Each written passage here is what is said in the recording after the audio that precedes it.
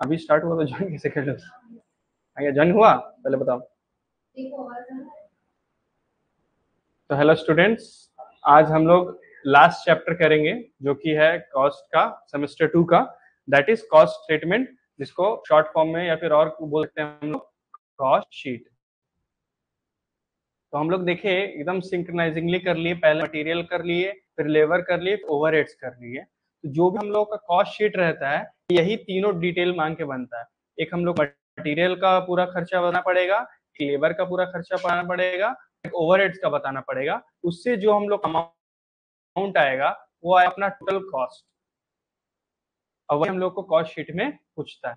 ठीक है, तो इसमें बेसिकली आपको दो या तीन टाइप का सम्स इसमें आपका हो सकता है। जैसे जैसे हम लोग थ्योरी आगे पढ़ेंगे तो वैसे वैसे क्लियर होगा कि वो तीन टाइप का सम्स क्या हो सकता है। तो देखते हैं अभी फटाफट कॉस्ट शीट किसको बोलते हैं। तो कॉस्ट शीट क्या है? डिटेल्ड स्टेटमेंट है that shows cost of production, as simple as that. जो भी हम लोग प्रोडक्ट बनाए हैं, चाहे भी सर्विस प्रोवाइड कर रहे हैं, उसको प्रोवाइड करने के लिए हमको कुछ खर्चा लगा होगा, तो वही खर्चा है, अब उसको बोलते हैं हम लोग कॉस्ट के भाषा में कॉस्ट ऑफ प्रोडक्शन। और उसका पूरा डिटेल्ड स्टेटमेंट जो प्रोवाइड करता है उसको बोलते हैं कॉस्ट शीट। क्लियर? अब कॉस्ट शीट में क्या क्या पार्ट रहता है? पहला होता है प्राइम कॉस्ट। हम आपको पहले भी बता चुके हैं प्राइम कॉस्ट में क्या होता है, डायरेक्ट मटेरियल और डायरेक्ट लेबर का जो भी खर्चा रहता है, और अदर डायरेक्ट मटेरियल एक्सपेंसेस, जो अदर डायरेक्ट एक्सपेंसेस है उसको ऐड करके आ जाता है प्राइम कॉस्ट।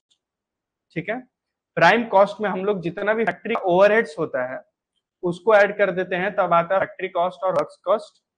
उस वर्क्स कॉस्ट में से एडमिनिस्ट्रेशन का ओवरहेड्स जो भी हम लोग ऐड करते थे, आपको बताया था ना कि हम लोग का बिजनेस में तीन तरह का एक्टिविटी हो जाएगा, एक जो फैक्ट्री बेस्ड होगा, एक ऑफिस बेस्ड होगा और सेलिंग बेस्ड होगा। तो इसको बोलते हैं फैक्ट्री एक्सपेंसेस, नेक्स्ट वाला को बोलते हैं ऑफिस एंड एडमिनिस्ट्रेटिव एक्सपेंसेस, और लास्ट वाले को बोलते हैं सेलिंग एंड डिस्ट्रीब्यूशन एक्सपेंसेस। ठीक है, उसके बाद कॉस्ट ऑफ प्रोडक्शन में क्या होता है, वर्क्स कॉस्ट में अगर हम लोग एडमिनिस्ट्रेटिव ओवरहेड्स जोड़ दें, अब यही कॉस्ट ऑफ प्रोडक्शन में से हम लोग selling and distribution overheads add कर देंगे, तो हम लोग आएगा कॉस्ट ऑफ प्रोडक्शन, जो हम लोग क्या आता है कॉस्ट शीट में निकालना पड़ता है।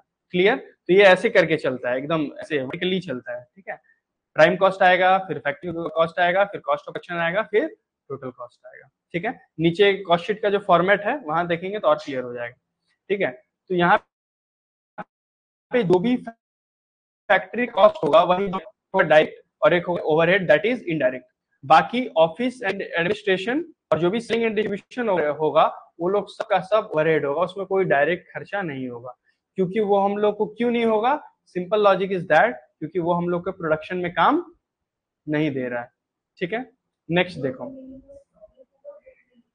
बुक लेना है, साइड में लिख लेना है। ठीक है, तो कॉस्ट शीट किसमें हेल्प करता है? कॉस्ट को ट्रैक करने में, कितना हम लोग का खर्चा हुआ, कितना हम लोग को सेलिंग प्राइस दैट इज, कितना हम लोग को प्रॉफिट मार्जिन रखना है, और मैनेजरियल डिसीजंस को फुलफिल करने के लिए कर सकता है। अब देखो, बहुत सारा फर्म या बहुत सारा बिजनेस होता है जो कोई एक प्रोडक्ट निकालता है, और बहुत सारा ऐसा होता है जो मल्टी प्रोडक्ट निकालता है। अब जैसे कि हम अगर सिर्फ ये बॉटल का मैन्युफैक्चरिंग करेंगे तो ये मेरा सिंगल प्रोडक्ट हो गया, लेकिन हम बॉटल, कैलकुलेटर, ये लैपटॉप, ये पेन सब कुछ कर रहे हैं तो मेरा मल्टीपल प्रोडक्ट हो गया। दोनों का कॉस्ट शीट में थोड़ा डिफरेंसेस होता है, और थोड़ा दोनों का कंप्यूटेशन भी हार्ड होता है। हम लोग को सिर्फ सिंगल प्रोडक्ट ही देगा, बट दोनों का अंतर हम लोग को समझना जरूरी है। तो बहुत सारा बिजनेस क्या करता है, सिर्फ एक प्रोडक्ट निकालता है, तो उसमें क्या होता है, कॉस्ट पर यूनिट बहुत जल्दी निकल जाता है, easily. Next, all expenses are allocated to just one product. अब एक ही प्रोडक्ट है तो जितना खर्चा किस में जाएगा, वो एक ही प्रोडक्ट में जाएगा, और इसमें कॉस्ट शीट बनाना क्या होता है, बहुत ही आसान होता है। मल्टीपल प्रोडक्ट में क्या होता है कि अब बिजनेस में मल्टीपल प्रोडक्ट्स, ठीक है, इसमें क्या करना पड़ता है, हम लोगों को एक एक प्रोडक्ट को देख देख के कॉस्ट को अपॉर्शन या फिर एलोकेट करना रहेगा।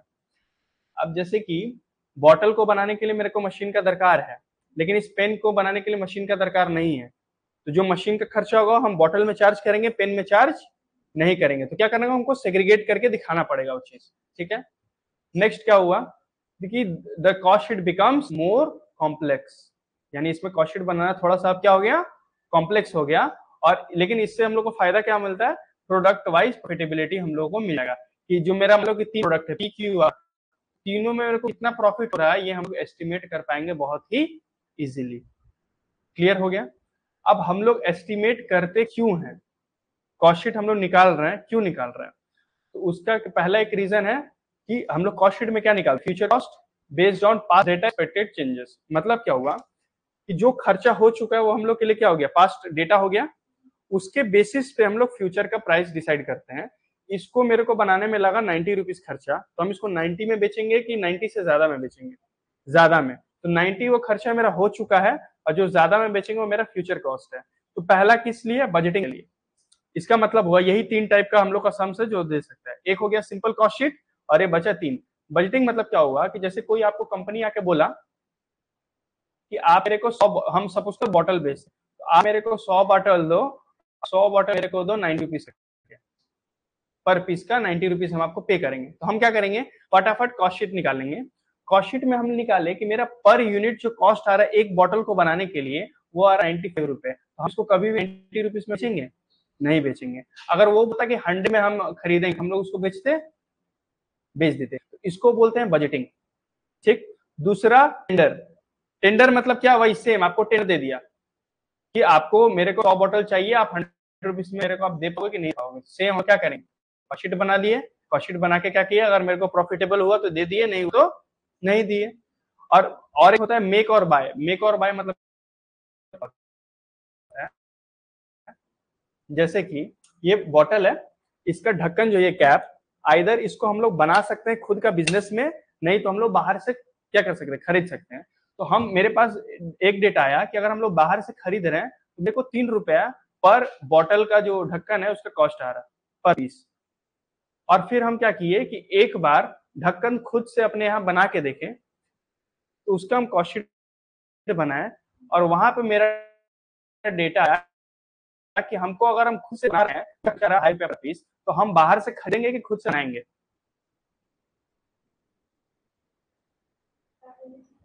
अब मेक और बाय डिसीजन मतलब क्या होता है कि कुछ एक पार्ट है, ये बॉटल है, तो बॉटल तो हम खुद बना रहे हैं, बॉटल का ढक्कन हम नहीं बना रहे अभी के लिए। तो मेरे पास दो रास्ता है, आइदर हम उस बॉटल का ढक्कन को खुद के बिजनेस में बनाएंगे, आइदर हम बाहर से खरीदेंगे। तो बाहर खरीद पे मेरे को पड़ रहा है 3 रुपया पर बॉटल का नेट, और अगर हम खुद से बना रहे हैं तो वही हम कॉस्ट शीट बनाए, कॉस्ट शीट से हमको पता चला कि अगर हम खुद से बॉटल का ढक्कन बना रहे हैं तो 2.5 रुपए मेरे को पड़ रहा है। तो हम बाहर से परचेज करेंगे, खुद बनाएंगे, खुद से बनाएंगे। तो ये भी डिसीजन हम लोग किसके बेसिस पे ले पा रहे हैं, कॉस्ट शीट। और प्लानिंग प्रोडक्शन लेवल, यानी कितना प्रोड्यूस करेंगे कि मेरे को क्या हो, बिजनेस प्रॉफिटेबल हो, based on the market demand and supply.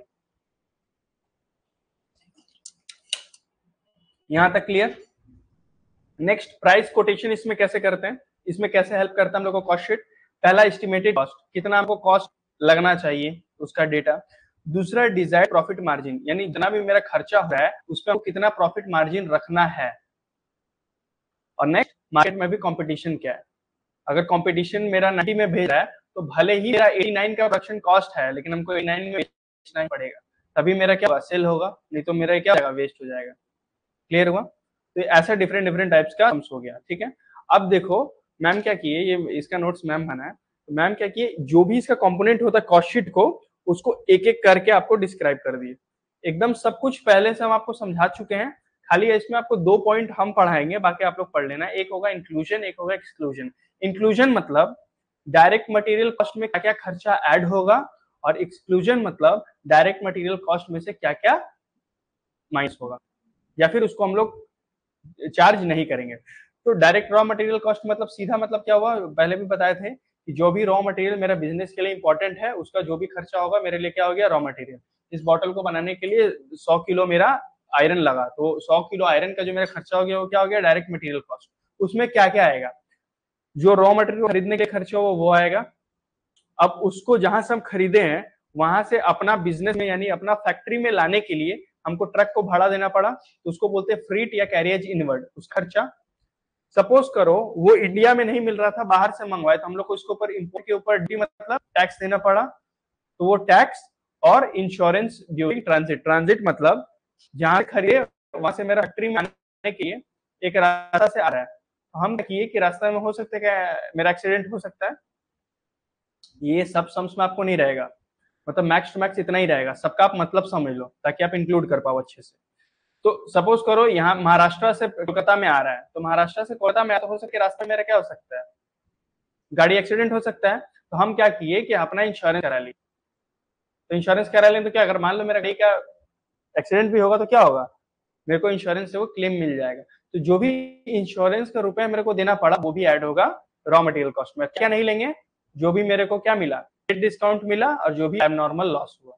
Abnormal loss मतलब जो डेली बेसिस पे नहीं होता है, जैसे आग लग गया या फिर चोरी हो गया, कुछ भी हुआ, वो मेरा हो गया एबनॉर्मल लॉस, उसको हम लोग यहाँ पे कंसिडर नहीं करेंगे। ठीक है, clear. Direct material cost, direct employee या लेबर कॉस्ट मतलब क्या हो गया, वेजेस।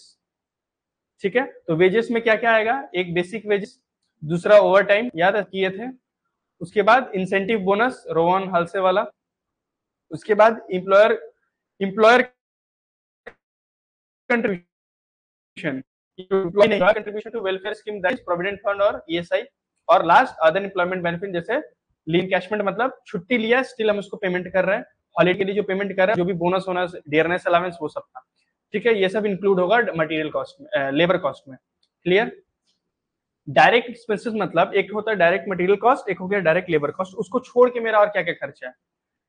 तो एक कुछ हम मशीनरी ले, तो मशीनरी को देने के लिए मेरा जो खर्चा आ रहा है वो रॉयल्टी, याद है इसमें कि हम लोग रॉयल्टी, तो वो रॉयल्टी मेरा डायरेक्ट खर्चा है। कॉस्ट ऑफ ब्लूप्रिंट और डिजाइन चार्जेस, कुछ हम लोग डिजाइन बनवाए उसके लिए charges, fees paid to technical consultants, और power of fuel used exclusively for particular product run, कुछ प्रोडक्ट को बनाने के लिए हम लोग को क्या देना पड़ा। तो ये सब हो गया different type of direct expenses, जो हम लोग को क्या करना होगा, फिगर आउट करना पड़ेगा। नेक्स्ट देखो, फैक्ट्री ओवरहेड मतलब क्या हो गया, जो भी फैक्ट्री का इनडायरेक्ट खर्चा है उसको बोलते हैं फैक्ट्री ओवरहेड। तो उसमें क्या क्या हो गया, इनडायरेक्ट मटेरियल हो गया, इनडायरेक्ट लेबर हो गया, जैसे वही supervisor, quality inspector, maintenance staff, और इनडायरेक्ट मटेरियल में मतलब क्या हो गया, मशीन को चलाने के लिए लुब्रिकेंट, क्लीनिंग करने के लिए साबुन सर्फ जो रहता है, और स्मॉल छोटा छोटा कोई नट बोल्ट हो गया। फैक्ट्री यूटिलिटीज मतलब इलेक्ट्रिसिटी, जो ऊपर में डिवाइड किए पावर और लाइटिंग बोल के, वो सब, और स्टीम यूज्ड इन प्रोडक्शन जो भी था। एक गया फिर डेप्रिसिएशन, वो भी इनडायरेक्ट खर्चा है। Repairs and maintenance, factory rent and insurance, याद है रेंट एंड फ्लोर स्पेस से बांटे। उसके बाद फैक्ट्री एडमिनिस्ट्रेटिव सैलरीज, यानी फैक्ट्री में जो एडमिनिस्ट्रेशन काम कर रहा है उसको जो भी सैलरीज देते हैं वो भी अपना क्या हो गया, मैन्युफैक्चरिंग ओवरहेड का पार्ट हो गया। कैसे कैलकुलेट होगा, तो याद है machine hour rate, direct material hour rate, वो जो निकाले थे 5 फॉर्मूला जो आज देखे, है ना, तो वो उसमें हो गया। नेक्स्ट है ऑफिस एंड एडमिनिस्ट्रेटिव ओवरहेड्स, मतलब क्या हो गया, ऑफिस एंड एडमिनिस्ट्रेटिव मतलब अब मेरा फैक्ट्री जो भी खर्चा था डायरेक्ट इनडायरेक्ट कंप्लीट हो गया, अब फैक्ट्री से क्या आ गया, ऑफिस में आ गया। तो ऑफिस से अब जो भी खर्चा होगा मेरे लिए क्या होगा, इनडायरेक्ट हुआ, दैट इज ओवरहेड होगा। अब उसका जो भी खर्चा वहां, जैसे ऑफिस का बिल्डिंग है, फर्नीचर के ऊपर डिप्रिसिएशन, रिपेयर या फिर जो भी इंश्योरेंस होगा वो क्या होगा, मेरा ऑफिस एंड एडमिनिस्ट्रेटिव ओवरहेड हो गया। Salary to accountants, clerks, directors, administrative staff क्या हो गया, एडमिनिस्ट्रेटिव ओवरहेड हो गया। ऑफिस यूटिलिटी मतलब ऑफिस का इलेक्ट्रिसिटी बिल, ऑफिस का water, light, internet, professional and legal charges, और मीटिंग पोस्टेज, जो भी अपना एडिशनल ऑफिस से जो भी रिलेटेड होगा उसको हम लोग ऑफिस ओवरहेड्स में दे देंगे। ठीक है, तो सम्स में आपको दिया नहीं रहेगा ये ऑफिस ओवरहेड्स, आपको ढूंढ ढूंढ के निकालना होगा कि किस किस ओवरहेड्स के अंदर ये जाएगा। ठीक है, नेक्स्ट, अब ये कैलकुलेशन कैसे होगा वो आपको एक जब सम्स करेंगे तो और अच्छे से क्लियर होगा, कि अभी पाएंगे तो समझ में थोड़ा दिक्कत हो जाएगा। ठीक है, अब ये हो गया उसका सेलिंग एंड डिस्ट्रीब्यूशन, मतलब अब क्या हुआ, फैक्ट्री कंप्लीट हो गया, ऑफिस का कंप्लीट हो गया, अब जो सेलिंग से रिलेटेड है उसका आप देख लो। सेल्स में क्या हो गया, जो मेरा सेल कर रहा है उसको हम बोल दिए आप जितना सेल करोगे उसके ऊपर कमीशन दे रहे हैं, वो हो गया। सैलरीज ऑफ सेल्स पर्सनल, जो सेल्स कर रहा है उसको सैलरी हम लोग दे रहे हैं, वो हो गया। देखिए बड़ी बड़ी आके वो लोग बेचती है, लोग साबुन सरफ ये वो लोग वही सब है। एडवर्टाइजमेंट, पैकिंग मटेरियल मतलब मटेरियल को पैक करके उसको भेजना, उसका खर्चा। वेयर हाउस मतलब याद आ रहा है, मटेरियल कॉस्टिंग हम लोग पढ़े थे, कुछ याद नहीं आ रहा है। अरे स्टोर हाउस में नहीं स्टोर करके रखते थे, लीफो फीफो वाला स्टॉक वाला, याद है वही वाला। उसके बाद व्हीकल एक्सपेंसेस मतलब ऑफिस से सेलिंग पॉइंट में हम लोग को बेचने के लिए जो भी हुआ, और रिपेयर एंड इंश्योरेंस है जो वो हो गया। तो ये कैसे कैलकुलेट होगा, ये मेथड है भाई, नेक्स्ट क्लास में जब सम्स करेंगे तब करेंगे, और जो भी एग्जांपल आप लोग पढ़ लो। उसके बाद क्या है, computation of value of closing stock of finished good. तो देखो सम्स में हम लोगों को 3 पार्ट दिया रहेगा, एक दिया रहेगा ओपनिंग स्टॉक, एक रहेगा क्लोजिंग स्टॉक, एक होगा ओपनिंग फिनिश्ड गुड्स, एक होगा क्लोजिंग फिनिश्ड गुड्स, एक होगा ओपनिंग वर्क इन प्रोग्रेस, सबका मतलब बताओ मेरे को, और एक होगा closing work in progress. Opening stock या क्लोजिंग स्टॉक मतलब क्या होगा कि कितना मेरे पास रॉ मटेरियल का स्टॉक है शुरू में और कितना एंड में। क्लियर। फिनिश गुड मतलब कितना मेरा गुड कंप्लीट है in the beginning of the year and the end of the year. अच्छा, आप जितना प्रोड्यूस करोगे सारा सेल नहीं होगा, ठीक है, तो वो अपना हो गया क्लोजिंग स्टॉक। और वर्किंग प्रोग्रेस मतलब क्या हो गया, बहुत सारा ऐसा भी स्टॉक हो सकता है जो हाफ वे प्रिपेयर हुआ, जैसे कि ये बॉटल ये पूरा फुल्ली रेडी है, तो ये मेरा चला गया किस में, फिनिश्ड गुड्स में। जो मेरे पास आयरन बचा हुआ है जो अभी इसके ऊपर फंक्शन नहीं हो गया, वो अपना चलेगा ओपनिंग क्लोजिंग स्टॉक में। और सपोज करो ये जो प्रिंट किया हुआ है इसके ऊपर, ये प्रिंट नहीं किया हुआ है, यानी ये बॉटल पूरा तरह से बन चुका है कि नहीं बना है, नहीं बना है, तो उसको बोलते हैं वर्क इन प्रोग्रेस। तो उसका भी दो अमाउंट रहता है, एक रहता है ओपनिंग वर्क प्रोग्रेस मतलब पिछला साल का, और एक इस साल का। तो तीनों का क्या एडजस्टमेंट है, कॉस्ट शीट का फॉर्मूला वहां पे दिया हुआ है। अभी के लिए क्या समझना है कि अगर हम लोग को क्लोजिंग स्टॉक या डब्ल्यूपी या फिनिश गुड्स नहीं देगा कैसे कैलकुलेट करना है, तो वो अपना फॉर्मूला दिया हुआ है, आप देख लो। उसके बाद वैल्यूएशन मेथड हम लोग स्टॉक में कर चुके थे, LIFO FIFO weighted average average, weighted हम लोग के लिए इंपॉर्टेंट नहीं। नेट प्रॉफिट कैसे निकलेगा उसका बता दिया आपको। नेट प्रॉफिट मतलब क्या होता है, sales minus cost of sales. Net profit मतलब जितना अपना खर्चा हुआ और जितना हम लोग सेल किए, तो सेल माइनस खर्चा कर देंगे तो अपना आ जाएगा net profit. Cost per unit क्या हुआ कि हम लोग सपोज करते हैं कि सारा प्रोडक्ट को बनाने के लिए मेरा टोटल जो खर्चा आया कॉस्ट में वो आया 10,000 रुपए, और 10,000 रुपए में हम लोग कितना प्रोड्यूस किए आइटम, यानी हम लोग का कितना यूनिट प्रोड्यूस किए, सपोज करते 1,000, 1 2 3 1 2 3, यानी एक यूनिट को बनाने के लिए कितना खर्चा आया, इसे बोलते हैं कॉस्ट पर यूनिट। ठीक है, अब वो कैसे दो सिचुएशन रहेगा तो कैसे कैसे कंप्यूट होगा वो देख लेंगे।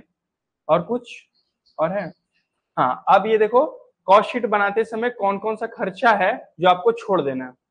सम्स में बैड डेट रहेगा, छोड़ देंगे। डोनेशन रहेगा, छोड़ देंगे। इंटरेस्ट एंड फाइनेंशियल चार्जेस मतलब बैंक के ऊपर चार्जेस रहेगा, सब छोड़ देंगे। गुडविल कुछ भी दिया रहेगा, छोड़ देंगे। जैसे सम्स में दे दिया तो आप देना गुडविल, तो उसके ऊपर आप ट्रीटमेंट मत करने लगना, उसको एक्सक्लूड कर देना। उसके बाद preliminary expenses, return of cash discount allowed, यानी कैश डिस्काउंट हम कुछ दे रहे हैं, पता है आप लोग को। बैड डेट्स मत क्या हुआ, अरे सब ऐसे से कह रहा तुम बोला आ रहा है।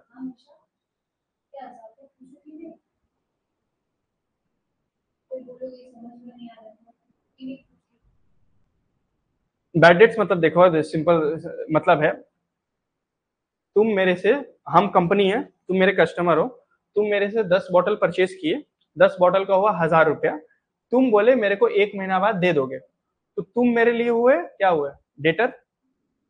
ठीक है, तो तुम मेरे हुए डेटर।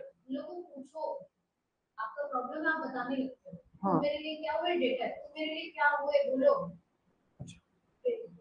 नहीं, आप लोग डेटर हुए, हम आप लोग के लिए क्रेडिटर हुए, वो अकाउंटिंग में हम लोग जब करेंगे तब समझ लेंगे। अकाउंटिंग टर्म में जिसको पैसा मिलने वाला रहता है, जिससे यानी आपको मेरे को देना है, तो आप मेरे लिए कंपनी के लिए हो गए डेटर। ठीक है, तो सपोज करो कि अभी 6 मिनट है, अभी कर दे रहे हैं लास्ट में। अच्छा ठीक है, ठीक है, तो अगर लिखोगे हिंदी में तो लिखो डेटर, जिससे पैसा मिलेगा उसको बोलते हैं डेटर। डेटर मतलब जिससे पैसा मिलेगा, और क्रेडिटर मतलब जिसको पैसा देना है।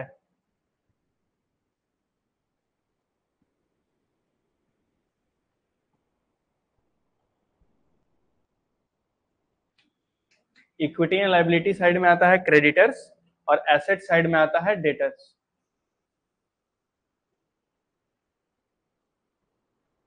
ठीक है, अब देखो, तो जैसे कि आप मेरे को देने वाले हो 1,000 रुपए, ठीक है ना, तो आप मेरे हो गए डेटर।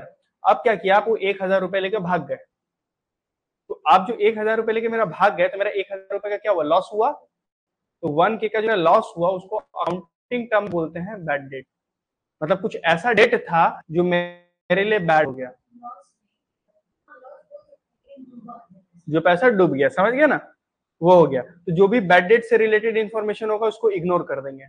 डोनेशन मतलब मेरा कंपनी कहीं पे डोनेशन दिया, वो मेरे लिए प्रोडक्शन में हेल्प किया कि नहीं किया, नहीं किया तो उसको खर्चा को नहीं लेंगे। इंटरेस्ट एंड फाइनेंशियल चार्जेस मतलब मेरा बैंक में पैसा था, उसके लिए मेरा इंटरेस्ट मिला, ठीक है, तो उसके लिए हमको कुछ प्रोडक्शन करना पड़ा कि नहीं करना पड़ा, नहीं करना पड़ा। अगर करेंगे तभी भी उन्हें मिलेगा, नहीं करेंगे तभी मिलेगा, तो इसको भी इग्नोर करेंगे। गुडविल, गुडविल मतलब आपका कंपनी का कितना रेपुटेशन इन मार्केट, ये को इंटेंजिबल एसेट है। इंटेंजिबल एसेट मतलब जिसको हम लोग देख नहीं सकते या फील नहीं कर सकते, मतलब टच या कुछ भी नहीं कर सकते, फिजिकली वो प्रेजेंट नहीं है। तो अगर इसका कुछ अमाउंट देके राइट ऑफ मतलब गुडविल को हम लोग कमाए थे, उसका भी खर्चा नहीं आएगा। प्रीलिमिनरी एक्सपेंसेस मतलब क्या होता है, बिजनेस को खोलने के लिए जब हम लोग बिजनेस स्टार्ट करते हैं तो प्रीलिमिनरी मतलब शुरुआती खर्चा जिसको बोलते हैं ना, वो अनअवॉइडेबल रहता है। जैसे हम बिजनेस हम लोग यहाँ पे खोला, टीवी लेना पड़ा, ये सब सेटअप करना पड़ा, तो ये अपना खर्चा हम लोग को करना पड़ा, तो वो सब का खर्चा का भी डिटेल रहेगा, उसको हम लोग नहीं लेंगे। कैश डिस्काउंट अलाउड मतलब आप मेरे से 10 बॉटल परचेज किए, हम आपको 100 रुपए का डिस्काउंट दिए, तो जो आपको हम 100 रुपए का डिस्काउंट दिए, अगर हम उसमें लिया रहेगा कैश डिस्काउंट अलाउड 100 रुपीज, इसको भी नहीं लेंगे। और कुछ भी हम लोग फिक्स्ड एसेट खरीद रहे हैं या कोई भी एसेट खरीद रहे हैं, उसमें हम लोग को लॉस हो रहा है, तो वो अपने लिए क्या एक्सपेंस है, लेकिन उसको कॉस्ट शीट चार्ज नहीं करेंगे। क्यों नहीं चार्ज करेंगे, क्योंकि कॉस्ट शीट बात करता है प्रोडक्शन के बारे में, ठीक है। तो एसेट से अपना प्रोडक्शन का कुछ लिंक है नहीं, है ना, तो इसीलिए उसको नहीं लेंगे। समझ में आया ये वाला पॉइंट? एसेट का एग्जांपल दो कुछ।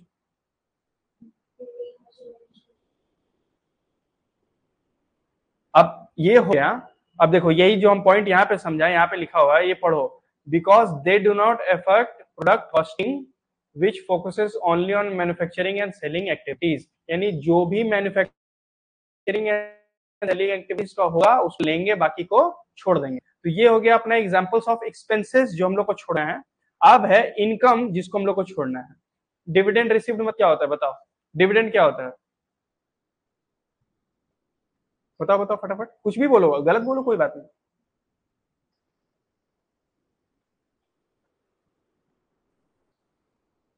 कुछ आइडिया है कि नहीं? नहीं, देखो कुछ भी हम लोग इन्वेस्टमेंट करते हैं शेयर्स में, जैसे हम शेयर्स में क्या होता है, कंपनी का शेयर्स होता है, ठीक है। अगर हम उसको परचेज करेंगे ना, तो कंपनी को कुछ मेरे को देना पड़ेगा, तो प्रॉफिट का एक पार्ट वो मेरे को देगा, उसको बोलते हैं डिविडेंड।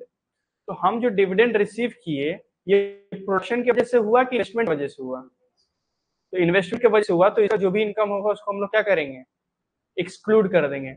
इंटरेस्ट मतलब भी कुछ एफडी किए हैं, फिक्स डिपॉजिट किए हैं, सेविंग या बॉन्ड में इन्वेस्टमेंट किए, तो इसके ऊपर हम लोग क्या हुआ, इन्वेस्टमेंट इंटरेस्ट मिला है।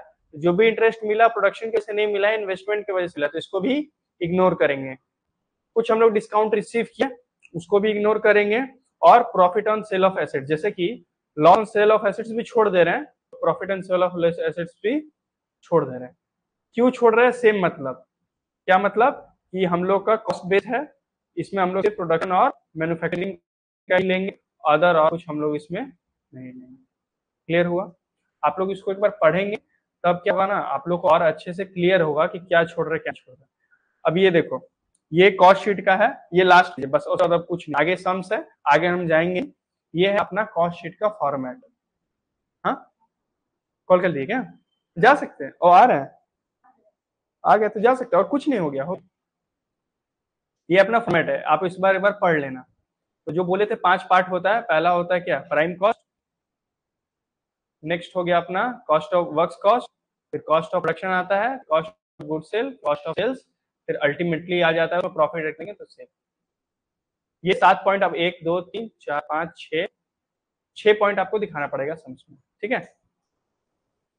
लास्ट नेक्स्ट क्लास में हम क्या करेंगे, जो 3 सम्स आपको बोले थे पूरा हम उसका डिस्कस कर दिए। हो सके कोशिश करो तीनों ही बन जाए, स्टिल अगर एक भी बनता बना के मेरे को दिखाओ, क्योंकि हमको अभी तक पता नहीं आप लोग क्या बना रहे हो क्या नहीं बना रहे हो। ये वाला जो पूरा है थ्योरी तो पढ़ना पड़ेगा, नॉर्मली पढ़ के रखना, हम थोड़ा कुछ पूछेंगे और ये वाले को हम अच्छे से डिस्कस करेंगे, क्योंकि फॉर्मेट याद नहीं होगा ना तो सम्स में फिर भूल जाएंगे कि इसके आगे क्या जाना था, ठीक है। ये आप कर लो, उसके बाद नेक्स्ट क्लास से हम लोग सम्स करना स्टार्ट कर देंगे, ठीक है। आज के लिए इतना ही। Thank you so much.